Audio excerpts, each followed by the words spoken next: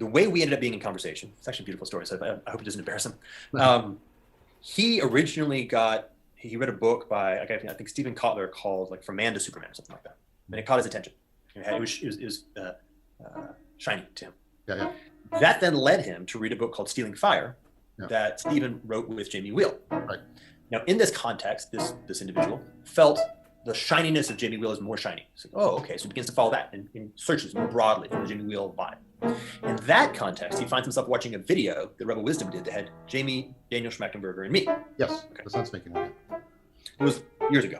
Yep. Now, my relationship with that particular event, that video, was mostly disappointment. And my felt sense was, it happened, and clearly I chose to be part of it, but it didn't feel artful. I certainly didn't feel like, I wouldn't like, if somebody were to say like, of the things that you've been participating in that you'd like me to see, which it would not even be on the top 50. Right. And yet, when he watched it, he's like, wow, that's like, that lands. And I'm now going to be interested in following this thread that's tagged with the name Jordan. Right? So then he comes into that. And by the way, what ends up happening is he starts talking about me so much with one of his friends, a woman. She contacts me via email and says, hey, would you mind like talking to this guy? Which is like the most beautiful, like as like a Christmas gift. Like, yes, absolutely. That's the best invitation I've ever heard. And it was a great conversation, by the way. He's holding some really cool and interesting stuff.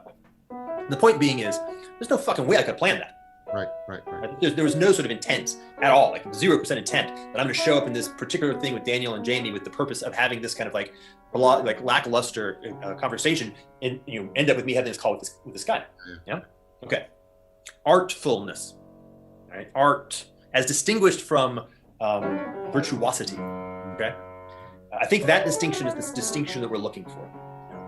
The control structures, the niche construction and hill climbing is expertise per se, is virtuosity at its best. It is simulation and simulacrum at its best. It lacks connectedness to relevance realization, groundedness. It lacks access to the transcendent.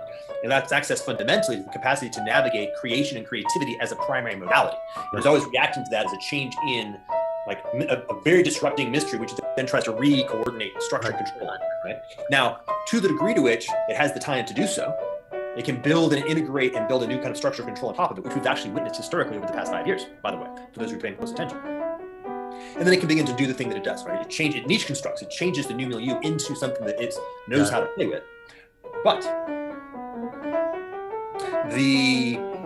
there's a fundamental bandwidth constraint on that particular form of abstract choice making.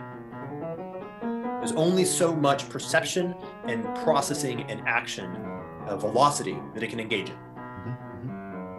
There's like, just think about like almost like the structure. There's a out and in, and then back out. Right? It has almost like a centralized characteristic to it. Again, I don't mean necessarily a cabal. I just mean there's like a centralizing characteristic. It's a hierarchical characteristic. It looks like a hill.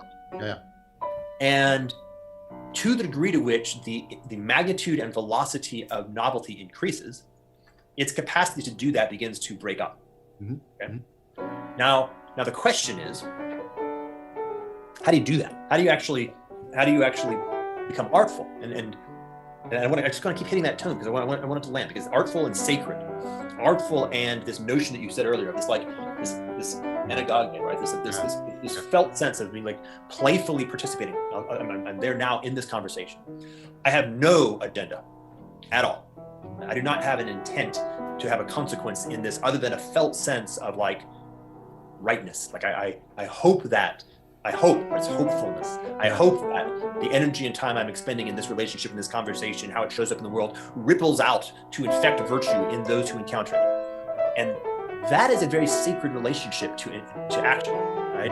There's a trusting almost to certain aspects of how human beings can perceive and distinguish, and how they, how you relate between the simulation and the real thing. Right? There's a hypothesis at the end of the day that there's a way to tell the difference between cotton candy or a Kit Kat bar and food. Right? As human beings build up their skillfulness or reawaken their naturalness and learn more fully how to listen with the whole of themselves, this kicks us back to that notion of the whole of yourself. The whole of yourself is not just sort of like your sort of dispositions and attitudes. It's the completeness of your entire embodiment in real. Discernment becomes the instrumentality of the ability to distinguish between hyper control and hyper conversation. And as you awaken discernment, it has this characteristic that you talked about earlier. It is reciprocal opening. As you're informant grows, you begin to tune out the signals on hypermedia that are hypercontrol, and tune up the signals that are hyperconversation. And you begin to engage in a new form of